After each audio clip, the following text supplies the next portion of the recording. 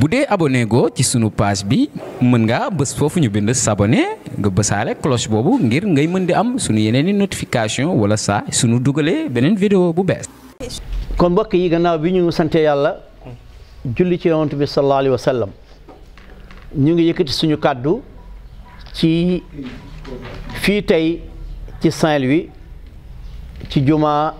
Serigne Abbas Sall kàddu yi nag dama koy yëkkati ci ban tur laa koy yëkkati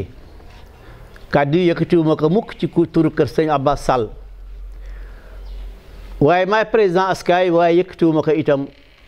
ci turu askaay maay coordinateur régional Ligue des imams et prédicateurs fii ci Saint-Louis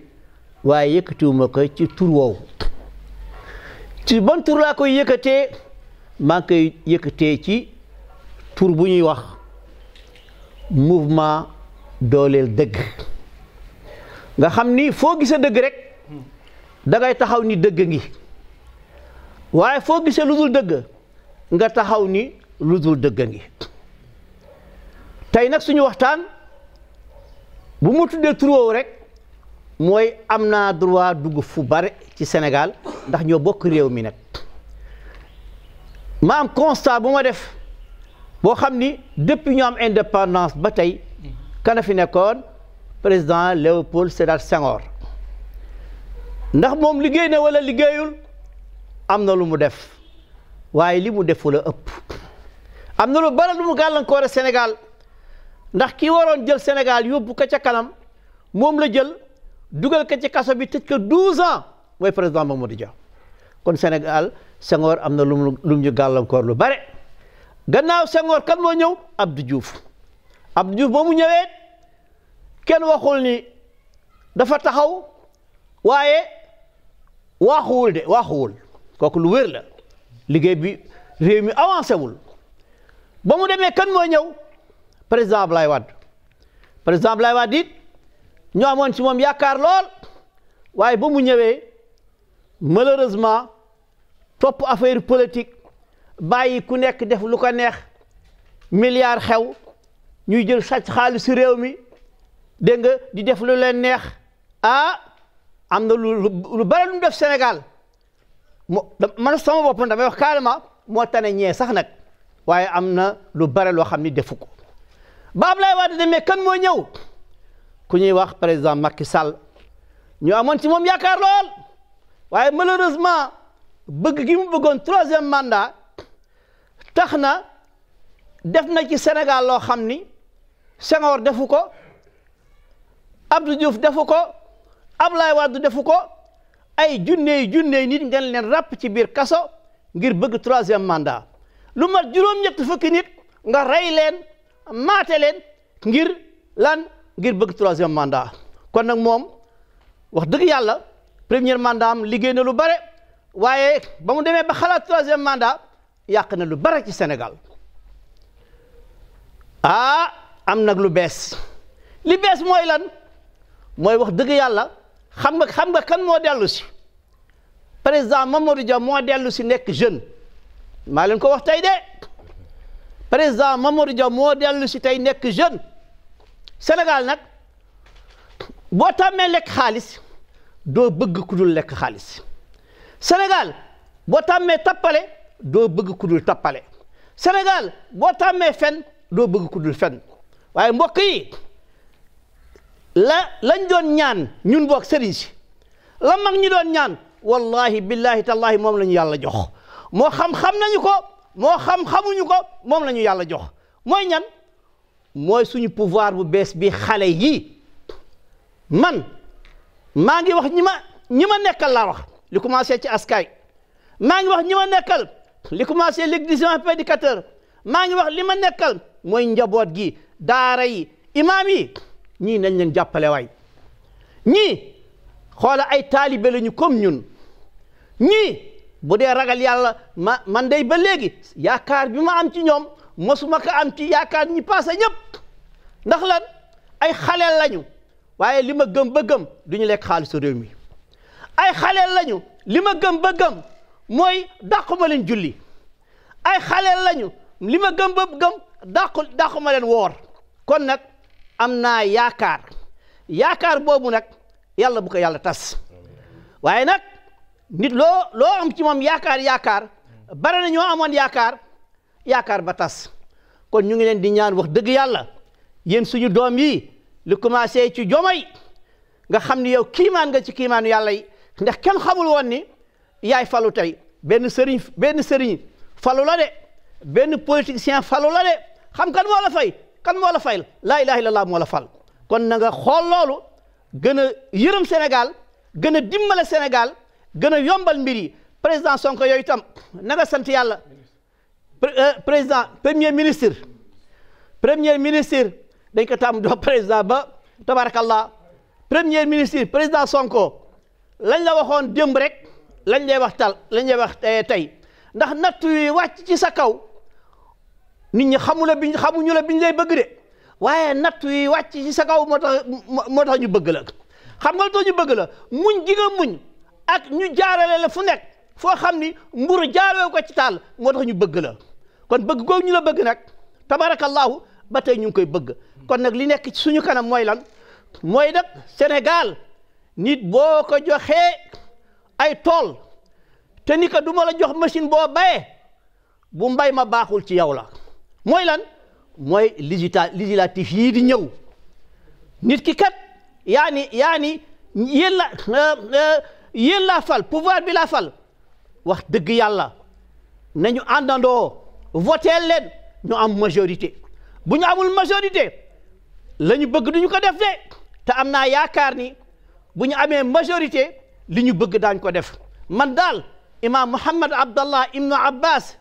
ci sama làmmiñ maa ngi leen di ñaanal maa ngi ànd ak yéen jàppale leen ci zahir jàppale leen ci baatin te ngir yàlla moo tax ma def ko ak yaakaar bu rëy bu ma am ci yéen te nag xoola ku leen seetlu bu baax xam ni yéen day chance u Sénégal ngeen Sénégal am nañu chance de nañ jàpp ci chance boobu nag waaye nag réew kenn ko yoree yox-yoxi réew da nga ko yore bu dëgër ñi lekk suñu alal nañu delloo si alal bi koo xam ni jaaroo ci yoon ak foo mën a bokk moo xam sëriñ nga moo xam taalibe nga moo xam ministre nga moo xam ku la mën a jur nañ ja jaarale ci yoon lu mu metti nañu def loolu mbokk yi loolu laa doon yëkkati tabarakallahu bisu tey bii ci kàddu yu néew ngir yaakaar bu rëy bu màgg boo xam ni am nañ ko ci ñii ñu fal nga xam ni ba ñu ñëwee ba tey li ñuy def yëpp ñun dey ñun juddu wu ñu démb de gis nañ ni ñu ngi ci yoon wi bu baax a baax kon nag yoon woowu yàlla ngeen ci sax dégg nga kon loolu laa ci doon li ci des ma bàyyee ka ñi nga xam ne am nañu question dégg nga asalaamaaleykum wa rahmatullah. ñu toog fii ak kenn si njabootam imam Mouhamed Abdallah Sall jiite askay di imam ratib jumaa Corniche mais aussi jiite au niveau régional Ligue des imams et prédicateurs du Sénégal Rabitatul Aïma droite fi Sénégal ñu dellu tey dégg ngeen imam introduction bu am solo bi nga xamee ni def na ko mu tàmbale ko ci bi nga xamee ni Sénégal jot nañu indépendance gannaaw bi nga xamee ni fédération Mali éclaté na ñu fa élire Senghor ci mois de juillet août 1960 par ensemble législatif du Sénégal de Senghor à Abdou Diouf président indi na ko tënk na ko de Abdou Diouf à Ablaye Wade de Ablaye Wade à Macky Sall de Macky Sall à président Bassirou Diomaye Diakhar Faye dégg ngeen li nga xamee ni imam Mouhamed Abdallah Sall régime bi nga xamee ni def na ko dafa ci wàllu seeni doxalin tënk na li nga xamee ni moom mooy seen côté bu positif ak seen côté bi nga xamee ni te nekkul li nga xamee ni moom la Sénégalais yi rafetlu imam wax na aussi ñi nga xamee ni ñoo fi nekk tey muy régime bu bees bi duñu ay talibé Napoléon duñu talibé Karl Marx duñu talibé Lénine comme ñi nga xamee ni noonu la ko maam Ibrahima Niass waxee fa mali Napoléon aw Lénine wa markasun bi muha ilayhim xala an ka xabala kitaabu minallahi jalilun jalaaluhu qadimun baaxin la yaxaafu zawala imam gis ni ñii duñu ay talibé ñoom Karl Marx et ñoom Jules Ferry et autres mu gis ni ñii ay jullit lañu ay pratiquants lañu mais aussi ñu am ci ñun yaakaar lañu waaye imam ànd ak loolu wax nga ni ci jëm ci wàllu législatif yi wax nga gis nañu aussi coalition yi lu mel nag Pastef Pastef moo amul beneen tur bu dul Pastef seen liste mouvement bi nga xam ne nii taxaw na tey muy mouvement Dooleel Dëgg ngir jàppale Pastef ndax yéen da leen dugal ci liste yi wala dugal leen ci liste yi Imam Mouhamed Abdallah Sall. Elimane Thiam ci question bi nga laaj ci législatif yi yow xam nga ni ñun amoon nañu yéene pour bokk waaye ba ñu xoolaatee li taxoon ñu bëgg bokk dugg ci assemblée nationale mooy ay métit yoo xam ni am nañ ko ci Sénégal benn métit bi bokkoon na ci peine de mort bi nga xam ni dégg nga tabarakallahu mi ngi fi woon ñu jëli ko fi ñuy rey nit ñi suba ngoon guddeeg bëccëg nga xam ne boo reyee nit yaa nga ca kaso ba ñu lay jox meew ak ceeb ngay lekk ci suñu ay kii loolu moo taxoon ñu bëgg a bokk waaye ci biir loolu ñun ñoo am yaakaar bu wér ni Pastef ay nitu Pastef man yi ma xam yépp ci xalaat bii ma am ñun sëriñ daara yi ñu am ka ñun imaam yi ñu am ka waa Pastef yooyu loolu la ñu am loolu moo ñu freiné dégg nga ba tey moo tax dégg nga bokkuñu transport bi dañ ko war a fonk dañ ko war a sàmm gis ngeen ñi nga xam ne ñoo yor affaire taxi yeeg yeneen transport yi ñoom bokk nañ sax ci coalition Diomaye versé nañ sax xaalis waaye lañ doon jooy tey lañ ko gën a jooy kon moo tax man maa ngi dénk président Diomaye maa ngi lay dénk ak sa premier ministre ngeen ëlbatikuwaat dégg nga xool bu baax jafe-jafe sénégalais yi jafe-jafe ñi nga xam ni ñun pouvoir bi moo leen waroon jox liggéey war leen jox dépense ñuy góorgóorlu xoolal ñu jàppale leen ci waaye itam seen financement yi maa ngi ñaan bu leen ko jox ku nekk na ngeen fekk ñi nekk ci dara ngeen jox leen financement boo fekkee ku nekkul ci dara nga jox ko financement daf koy jël fay ca gaal ya dem Europe bootu sax mu dee ci yoon wi loolu tam maa ngi leen koy conseiller. Imam ñu dellu ci lu muy des ci laaj bu mujj gis nañu président Bassirou Diomaye Diakhar Faye nag ci weeru Mawlid bi passé tànn na ku ñuy wax Jim Darame dénk ko direction bi nga xam mu jëm ci wàllu diine ak les diplômés arabophones ngir ñu mën a gën a taxaw diine ji mais aussi diplômés arabophones ñu fexe aussi ba wuute leen emploi est-ce que yaakaar nga ni direction boobu fan koy xaar liggéey ban koy xaar est-ce que liggéey boobu dañ ko matale est-ce que Sénégal yi comprendre nañu direction boobu. mbokk moomu ñu jox direction boobu. wax dëgg yàlla man mënuma xamuma ko waaye samay xarit yi ko xam dañ ko seedeel lu bare seedeel nañ ko maandu seedeel nañ ko jub seedeel nañ ko dégg nga xam-xam comme seedeel nañ ko yooyu nag te itam mbir mu bare nag wax dëgg yàlla am yaa ci yaakaar rek la ñu nekk nag waaye pour man maa ngi ñaan pour yaakaar boobu il faut que ñi ñu am majorité dégg nga ci assemblée nationale dégg nga soo koy teg dëgg-dëgg li ñu bëgg a teg d'abord rek am na ay yu teg yoo xam ni ñun daawoon nañ ci waxtaan affaire voile yi nga xam ni école yi dañu war a am liberté ñun def nañ ci ay wax ba de yàlla def na xoola léegi réglé nañu problème boobu yaakaar naa nag noonu ñu réglé problème boobu nag am naa ci yaakaar ni daañu ko réglé problème yu bari ba parce que am na leneen lu am solo mooy barki démb rek sama benn ku ma jege lool dafa bokk ci député yi ñëw ni ma dama bëggoon sëriñ bi ndax doo ñu jàppale man ko yow noonu laa lay jàppale ana seen gouvernement mun maa président Sonko dafa wax ni du ñu laal lenn lu jëm ci dégg nga lu état moom du ñu laal xaalisu état du ñu laal auto état du ñu laal lépp lu état am man ndeysaan xoolal lu am maanaa lii rek xam nga ni ñi kon am nañu yaakaar ci ñoom kon ak lii yaakaar boobu ñu am dégg nga incha allahu daañu ñaan pour suñu yaakaar boobu yàlla matal ko. Ce que vient de dire Seigne Abdallah Sall, Ibn Seigne Abbas Sall, président du mouvement Dooleel Dëgg. Seigne Abdallah Sall vient de dire qu'il ne s'adresse pas à la population sénégalaise au nom de sa famille, Seigne Abbas Sall, ni au nom de l'ASCAI dont il est le président, ni au nom de la Ligue des imams dont il est le coordonnateur régional. Mais il s'adresse à la population sénégalaise en tant que président du mouvement Dolel Deuk. Depuis le début des indépendances, le président Senghor était là. Il a enfermé pendant 12 ans Mamadou Dia, qui était son rival, un homme honnête, un musulman convaincu de la religion musulmane, un homme pieux qui voulait faire avancer son pays librement sans être un valet de la France. Après son départ,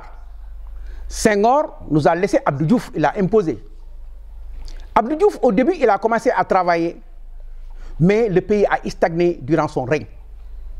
Après Abdou Diouf, il y a eu Abdoulaye Wade. Abdoulaye Wade qui portait l'espoir de tout un peuple, du peuple sénégalais. Mais par la suite, il a laissé faire. Ceux qui étaient avec lui ont dilapidé nos biens, le peuple s'est révolté et puis il est parti.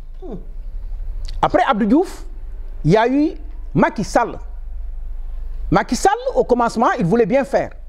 Mais par la suite, à cause d'un troisième mandat, il a enfermé ses rivaux, il les a taxés de tous les noms d'oiseaux pour les enfermer, dont la première victime est Ousmane Sonko, qu'on dit président Ousmane Sonko, mais en réalité maintenant il est le Premier ministre. Avec celui qui est devenu président, Diomaye Diakhar Faye. Donc,